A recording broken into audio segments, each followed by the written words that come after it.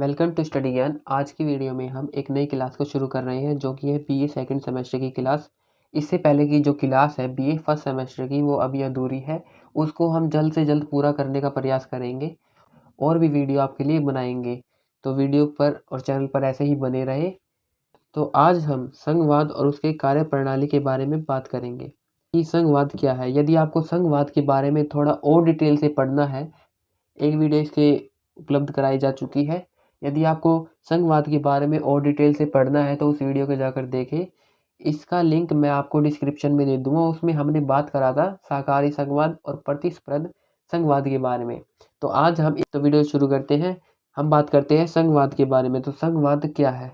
संघवाद शक्तियों का विभाजन है जो कि केंद्र और राज्य के मध्य विभाजित किए गई है ताकि दोनों अपने क्षेत्र अधिकार में रहते हुए अपनी शक्तियों का प्रयोग कर सके। भारत के संविधान निर्माताओं के सामने एक मुख्य प्रश्न यह आया कि संविधान का जो रूप है वो संघात्मक हो या एकात्मक। क्योंकि अगर संघात्मक होगा तो हमारा जो नेचर है या प्रकृति है हमारे सत्ता संभालने की, वो कैसे हो जाएगी? अमेरिका की तरह। यदि एकात्मक रहा तो हमारी जो सत्ता संभालने की प्रकृति है वो हो जाएगी किसी भी जो समाजवाद देश है यानी कि रूस या चीन जैसी। तो हमें यह दोनों का मिश्रण चाहिए था, इसलिए हमने कौन सी अपनाया? संघात्मक एकात्मक। और इससे क्या बना? एकात्मक संघवाद। तो इसमें बात करते हैं कि इसके मध्य रास्ता अपनाया। यही कारण है कि भारत का जो संविधान है वो ढांचे में तो संघात्मक है लेकिन उसका जो आत्मा है वो क्या है? एकात्मक। आगे बताया गया है कि जो संविधान निर्माताओं की इच्छा थी वो थी संघात्मक व्यवस्था को अपनाना या स्थापित करना, लेकिन संविधान में कहीं पर भी संघ का जो शब्द है, संघ शब्द का प्रयोग नहीं किया गया। उसके स्थान पर राज्य की यूनियन या यूनियन ऑफ स्टेट का प्रयोग किया गया, शब्दावली का प्रयोग किया गया। तो इसमें तीन तरह की जो नेचर है या प्रकृति है सत्ता संभालने की या सत्ता करने की, वो तीन प्रकार की है। पहली तो है क्या? परिसंघात्मक। दूसरी क्या है? संघात्मक। तीसरी क्या है? एकात्मक। एकात्मक। तो इनमें क्या डिफरेंस है? जो परिसंघात्मक है इसमें राज्य प्रधान रहेगा, यानी राज्य के पास पूर्ण रूप से शक्ति होगी। ये जो संघात्मक है उसमें क्या होगा कि संघात्मक में राज्य की अपनी अलग शक्ति है, केंद्र की अपनी अलग शक्ति है, लेकिन उसमें कौन प्रधान रहेगा इसके बारे में बात करना मुख्य है। क्योंकि इसमें प्रधान केंद्र रहेगा वास्तविक रूप से, जो इंडिया का नेचर है या इंडिया की जो सत्ता संभालने की प्रकृति है। और अब बात करते हैं एकात्मक। एकात्मक में कोई राज्य नहीं रहेगा, केवल एक राष्ट्र रहेगा। राष्ट्र के मध्य जो भी नियम होंगे वो केवल राष्ट्र ही बनाएगा और उसमें परिवर्तन करेगा। आगे बात करते हैं इसकी विशेषताओं के बारे में। कौन सी विशेषता? संघात्मक की विशेषता। तो पहली विशेषता क्या है? लिखित एवं सर्वोच्च संविधान है। इसमें बताया गया है कि संघात्मक व्यवस्था में केंद्र एवं प्रांतीय दोनों प्रकार की सरकारें होती हैं। इस दृष्टि से शासन चलाने के लिए लिखित संविधान का होना अनिवार्य है ताकि दोनों सरकार अपने क्षेत्राधिकार में रहते हुए कार्य कर सके। भारत का जो लिखित एवं विशाल संविधान है उसमें 395 अनुच्छेद है और 12 अनुसूचियां हैं। भारत के संविधान को सर्वोच्चता प्रदान है। यदि आप देखो तो न्यायपालिका जो भारत की है वो किसके आधार पर चलेगी? उनका आधार होगा संविधान। जो सरकारें होंगी उनका आधार क्या होगा? उनका आधार होगा संविधान। जो प्रांतीय या फिर राज्य सरकार होगी उनका भी आधार क्या होगा? संविधान। संसद तथा राज्य विधानमंडल किसी भी ऐसे कानून का निर्माण नहीं कर सकते जिसके द्वारा संविधान का उल्लंघन होता हो। अब मान लीजिए जीने का अधिकार है, यदि केंद्र सरकार उसके विपरीत कोई कानून लाए तो यह मान्य नहीं होगा। इसमें कौन दखल देगा या इसको कौन रिमूव करेगा? वो होगा न्यायपालिका। न्यायपालिका इसे रिमूव कर सकती है, उनके पास यह अधिकार है। यदि संसद किसी ऐसे विधानमंडल का कानून बना देती है तो न्यायपालिका, यहाँ बताया कि न्यायपालिका इस कानून को रद्द कर सकती है, उसके पास अधिकार है। दूसरी जो विशेषता है वो क्या है? द्विसदनीय विधानमंडल है। तो इसमें बताया गया है कि संघात्मक शासन प्रणाली में केंद्रीय विधानमंडल का ऊपरी सदन संघीय इकाई का प्रतिनिधि करता है तथा निम्न सदन जनता का। संघात्मक देश की तरह भारत में केंद्र में 2 सदन वाले विधानमंडल की स्थापना की गई है। जनता द्वारा प्रत्यक्ष रूप से निर्वाचित सदन को लोकसभा कहते हैं तथा राज्य को प्रतिनिधि देने वाले सदन को राज्यसभा कहते हैं। यह व्यवस्था इसलिए की जाती है जिससे कि राज्य सरकार के हितों को नुकसान न पहुंचे। उन्हें भी यह पता हो कि जो हम कर रहे हैं उसमें आपका भी हित है और हमारा भी हित है, आपको भी अधिकार है, हमें भी अधिकार है। इससे यह ना हो कि केवल पूर्ण रूप से किसको अधिकार है, केंद्र को। अब मान लीजिए राज्य में अलग सरकार है और केंद्र में अलग सरकार है, तो इससे आपस में मतभेद क्या होगा कि यदि हम कोई भी मांग रखेंगे तो केंद्र उसको नकार देगा क्योंकि हमारी सरकार है नहीं। अब वित्तीय जो वित्त की संभावना रहेगी वो क्या रहेगी, बहुत कम रहेगी या रहेगी ही नहीं। कारण क्या है कि यह जो केंद्र है, केंद्र वहाँ अपने वित्तीय सहायता पहुँचाएगा जहाँ उनकी सरकार है। लेकिन इनके मध्य यह मनमुटाव को खत्म करने के लिए क्या किया गया है कि दोनों को अपने अधिकार दिए गए हैं। जैसे 3 अधिकार 3 सूचियाँ बनाई गई है, संघ सूची, राज्य सूची और समवर्ती सूची। इनमें इनके विषय के बारे में बतलाया गया है। भारत में राज्य को उनकी जनसंख्या के अनुपात में राज्य विधानमंडल के प्रतिनिधि दिए गए हैं। मतलब कि आप मान लीजिए 12 व्यक्तियों के ऊपर एक प्रतिनिधि होगा। ऐसे करते करते उनके इनका बंटवारा किया गया है। इन्हें वहाँ कार्य कराने के लिए भेजा गया है। अब आगे बात करते हैं। तीसरी विशेषता है संघीय सरकार की, वो क्या है, शक्तियों का विभाजन। हमने इससे पहले बात करी कि जो शक्तियों का विभाजन है वो कैसे किया गया। इससे पहले हमने बात करी कि जो भारत का सर्वोच्चता है संविधान की, उसमें उनकी शक्तियों का विभाजन किया गया। अब तीसरी विशेषता क्या निकल कर आती है कि शक्तियों का विभाजन किया गया। प्रत्येक राज्य में जो संघात्मक राज्य है उसकी भांति भारत में केंद्र एवं राज्य के मध्य शक्तियों का विभाजन किया गया है। इन शक्तियों को 3 सूचियों में भाग में बांटा गया है। पहली क्या है, संघ सूची, दूसरी राज्य सूची और तीसरी है समवर्ती सूची। जो अवशिष्ट शक्तियां हैं, शेष शक्तियां बची हुई है, उस पर किसका अधिकार है कानून बनाने का, वो है अधिकार केंद्र का। इसमें बताया गया है कि संघ सूची जो केंद्र के पास सूची है उसमें 97 विषयों पर कानून बनाने का अधिकार है, जो कि है राष्ट्रीय महत्व के कानून। इसमें मुख्य विषय कौन कौन से होंगे, प्रतिरक्षा, वैदिक मामले, अंतर्राष्ट्रीय व्यापार, सुरक्षा, बैंकिंग, रेलवे, अणुशक्ति आदि। इन विषयों पर कानून बनाने की जो शक्ति है वो संसद को दी गई है। और संसद किसकी होती है, केंद्र सरकार। और केंद्र सरकार जो लोकसभा है वो जनता के द्वारा बनाई जाती है। राज्य सूची की बात करें तो उसमें क्षेत्रीय महत्व के 66 विषय शामिल किए गए हैं। इन विषयों पर राज्य विधानमंडल को कानून बनाने का अधिकार है। इन विषयों में कौन कौन से विषय शामिल हैं, सिंचाई, कृषि, सड़क, सफाई, जेल, पुलिस और स्थानीय प्रशासन आदि। और लास्ट है समवर्ती सूची, इसमें 47 विषय हैं।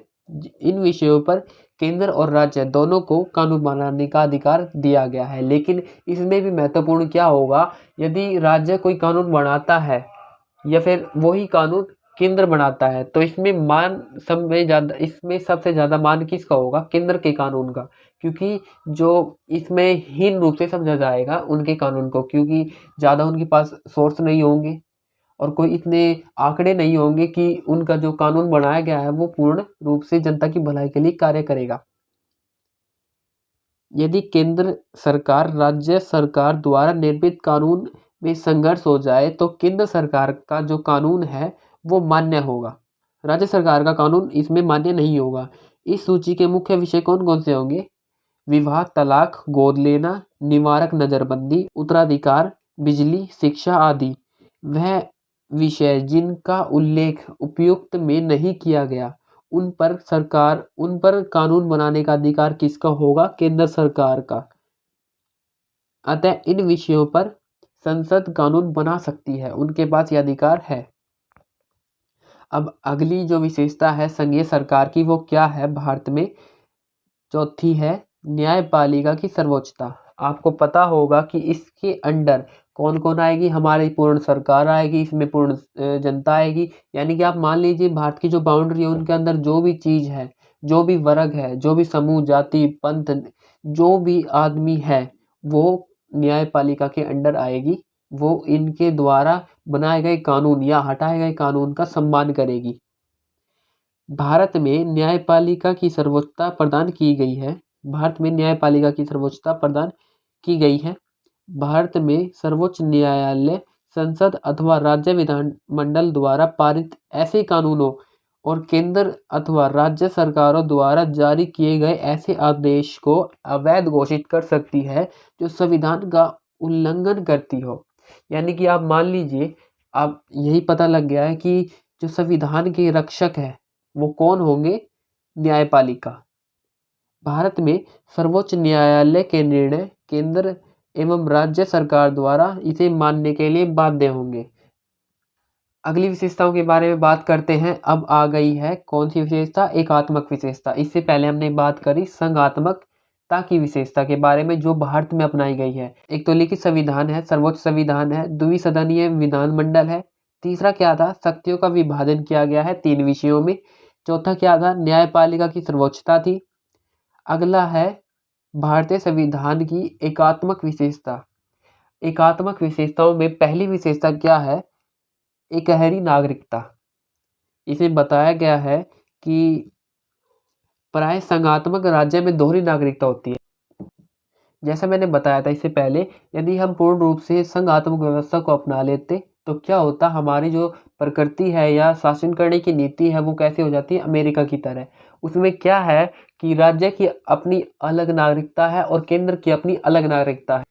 इसमें बताया गया है कि प्राय जो संघात्मक राज्य में दोहरी नागरिकता होती है। उदाहरण के लिए प्रत्येक अमेरिकी अपनी राज्य की नागरिकता और संयुक्त राष्ट्र अमेरिका का भी नागरिक होगा। एक अमेरिकी जब अपने राज्य से दूसरे राज्य में जाता है तो वह वहाँ का नागरिक नहीं माना जाएगा, बल्कि वह केवल और केवल संयुक्त राज्य अमेरिका का ही नागरिक समझा जाएगा। भारत में एक गहरी नागरिकता है। हर भारतवासी प्रथम है और अंतिम रूप से भारतीय ही रहेगा। यानी आप मान लीजिए, यदि आप बिहार से उत्तर प्रदेश जाओगे तो क्या आपको वहाँ कोई ऐसा प्रूफ दिखाने की, आइडेंटिफिकेशन दिखाने की ज़रूरत होगी कि मैं बिहार का हूँ या मैं यूपी का हूँ? अगला क्या है? एकहरी न्याय व्यवस्था। जैसे कि आपको पता है, भारत में हमने पढ़ा भी कि भारत में न्याय व्यवस्था केवल एक है और ऐसे ही अमेरिका सहित संघात्मक राज्यों में दोहरी न्याय व्यवस्था होती है, परंतु भारत में नीचे से ऊपर तक न्यायपालिका का ढांचा एकीकृत है, यानी कि एक पिरामिड के रूप में है।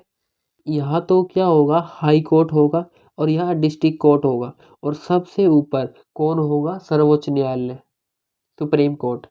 अंतिम फैसले का निर्णायक केवल सुप्रीम कोर्ट ही रहेगा।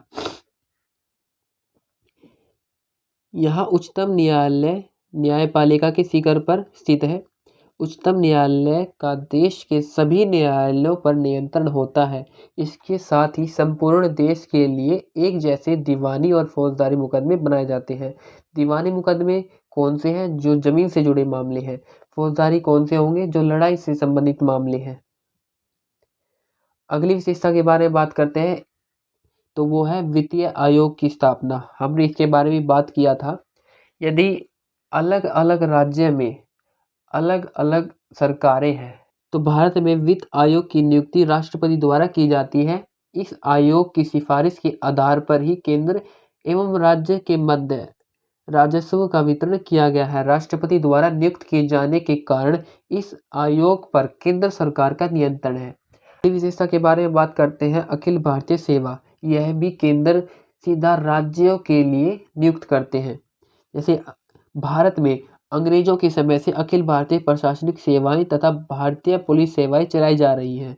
इन सेवाओं से जुड़े अधिकारी केंद्र तथा राज्य दोनों सरकार द्वारा सौंपी गई प्रशासनिक जिम्मेवारी को पूरा करते हैं, किंतु इन अधिकारियों की नियुक्ति तथा सेवा शर्तें संघ लोक सेवा आयोग द्वारा निर्धारित की गई है। और जो यह लोक संघ सेवा आयोग है, यह किसके अंडर कार्य करता है? तो यह कार्य करता है केंद्र सरकार के।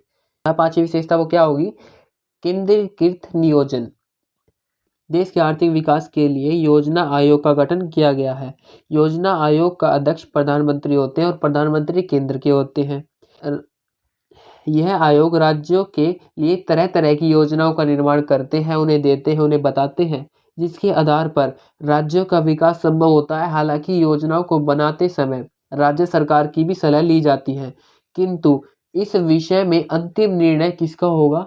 वो होगा केंद्र का, और केंद्र ही इसमें क्या होगा? प्रधान होगा। अगली विशेषता क्या है? अगली विशेषता है संविधान में संशोधन की प्रक्रिया। भारत में संविधान संशोधन संबंधित जो प्रावधान है केवल संसद में पेश किए जाते हैं, राज्य विधानमंडल में नहीं। इतना ही नहीं, जो अधिकतर मामले हैं उसमें संशोधन संसद के द्वारा ही किए जाते हैं। संविधान में कुछ ऐसे अनुच्छेद हैं जिसको संशोधन करने के लिए कम से कम आधे राज्य के विधानमंडल की सहमति होना आवश्यक है। इसलिए हम कह सकते हैं कि संशोधन के मामलों में राज्य सरकार की तुलना में केंद्र सरकार को अपनी शक्तियां सौंपी गई है। अगली विशेषता क्या है? राज्यों का निर्माण व पुनर्गठन, और यह अधिकार किसको होगा? केंद्र को होगा। संघात्मक व्यवस्था में राज्यों के क्षेत्र अखंड होना चाहिए। अमेरिका में राज्यों की स्वीकृति के बिना उसकी सीमा में परिवर्तन नहीं किया जा सकता, किंतु भारत में संसद को नए राज्यों का गठन, मौजूदा राज्य की सीमा में परिवर्तन और राज्य के नाम में परिवर्तन करने की शक्ति प्राप्त है। वहीं एक राज्य को विभाजित करके दो या दो से अधिक राज्य का गठन कर सकती है, और दो या दो से अधिक राज्यों को मिलाकर एक राज्य बनाने का अधिकार भी किसके पास है? केंद्र के पास। अगली जो विशेषता है वो है विधान परिषद की समाप्ति। भारत में केंद्र की तरह राज्य में भी द्विसदनीय विधानमंडल की स्थापना की गई है। इसके दो सदन कौन कौन से हैं? विधान सभा और विधान परिषद। उल्लेखनीय बात यह है कि विधान परिषद सभा राज्य में नहीं है, इसकी व्यवस्था केवल 7 राज्यों में की गई है। वह 7 राज्य कौन कौन से हैं? उत्तर प्रदेश, बिहार, महाराष्ट्र, कर्नाटक, जम्मू कश्मीर, आंध्र प्रदेश और तेलंगाना। विधान परिषद के निर्माण एवं समाप्ति के लिए विधानसभा में उपस्थित एवं मतदान में भाग लेने वाले 2/3 बहुमत का कुल सदस्यों के स्पष्ट रूप से या बहुमत से पारित किया जाता है, और संसद विधान परिषद को समाप्त या स्थापित किया जा सकता है। 9वीं इसकी विशेषता, किसकी विशेषता? एकात्मकता में 9वीं विशेषता होगी राज्य सरकार के लिए केंद्र के निर्देश मानना आवश्यक है। कोई भी योजना है, यदि केंद्र उसे लॉन्च करता है तो राज्य उसे ऑटोमेटिकली ही अपनाएगा, न कि उसमें कोई अड़चन डालेगा या उसे लॉन्च होने से रोकेगा। संविधान के अनुसार केंद्र सरकार समय समय पर राज्य की जरूरी निर्देश देती है। इन निर्देशों का पालन करना राज्य सरकार के लिए आवश्यक है। यदि कोई राज्य केंद्र सरकार के निर्देश का पालन नहीं करता है तो राज्यपाल की सिफारिश से उस राज्य सरकार में जो सरकार है उस राज्य की सरकार को बर्खास्त किया जाएगा।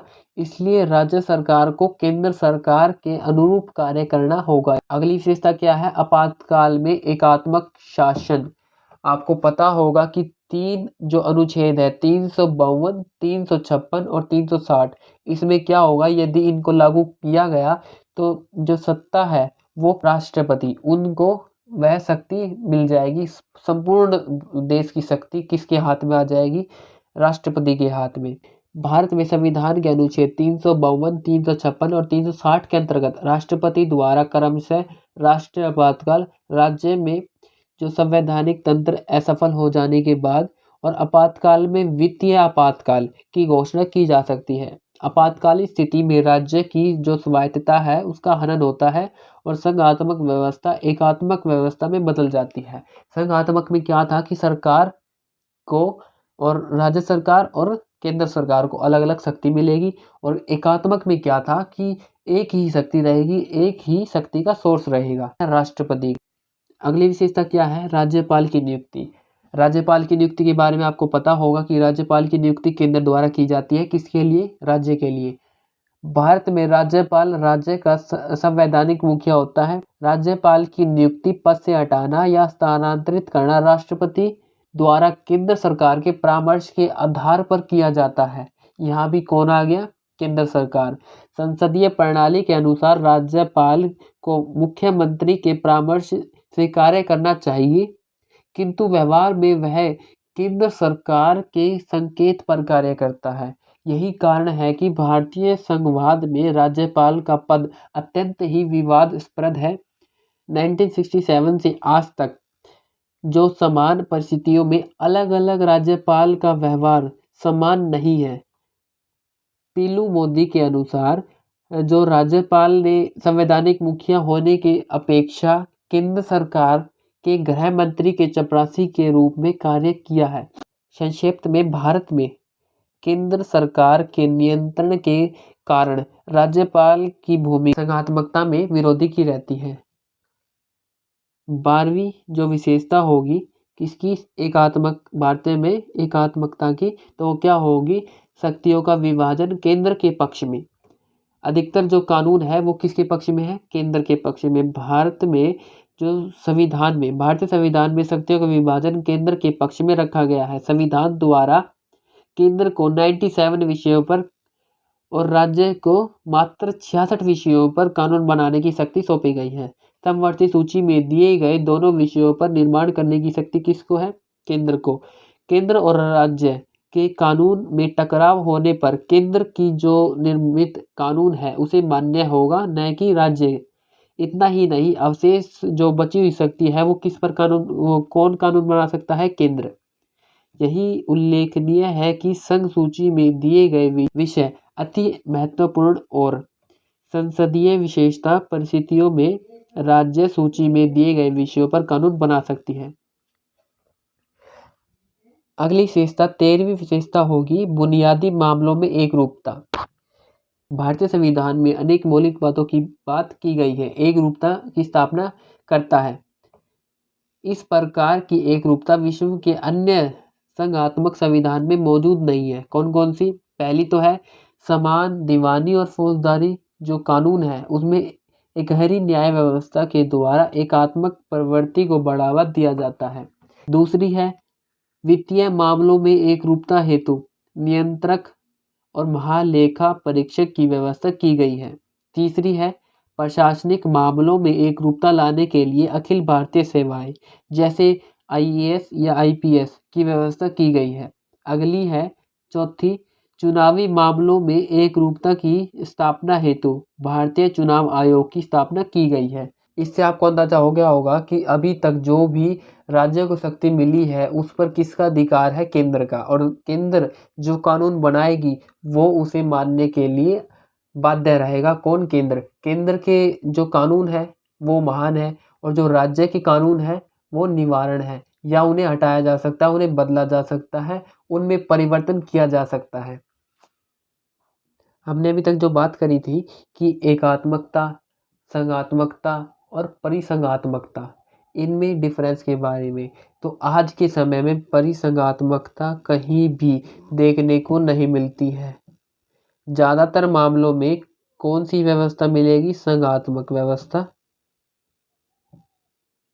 एकात्मक जो व्यवस्था है, एकात्मक व्यवस्था आपको देखने को मिलेगी कौन से राष्ट्रों में?